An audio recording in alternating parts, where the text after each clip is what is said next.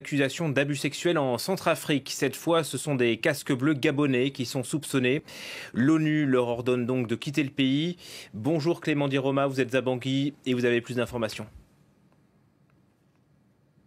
Oui, en effet, alors ce sont près de 450 soldats du contingent gabonais qui sont renvoyés de la mission du maintien de la paix ici en République centrafricaine suite à des accusations d'exploitation et d'abus sexuels. On attend une réaction de la MINUSCA et plus globalement des Nations Unies en fin de journée. On sait que le contingent gabonais est présent en RCA depuis 2004. La mission est particulièrement, ce contingent est régulièrement visé par des accusations depuis son déploiement en 2014. En juin 2018, ce même contingent gabonais avait déjà quitté la République centrafricaine suite à une série de scandales mêlés à d'autres difficultés sur le terrain. C'était alors aussi 450 soldats qui étaient renvoyés chez eux. Ce n'est pas la première fois que ce genre d'accusation émerge en Centrafrique, Clément.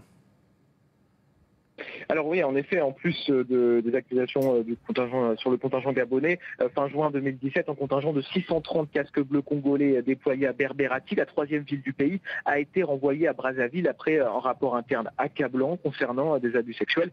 On se souvient aussi des soupçons de violences sexuelles par les casques bleus gabonais et burundais en RCA entre 2014 et 2015.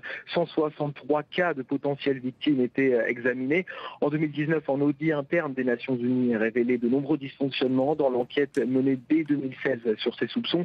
L'enquête n'avait pas réellement abouti et des sources parlaient d'une procédure bâclée avec de nombreuses difficultés sur le terrain pour les enquêteurs, des soupçons de corruption aussi et puis des échantillons ADN détruits. Alors à l'époque, la MINUSCA affirmait pourtant une tolérance zéro et promettait des sanctions immédiates.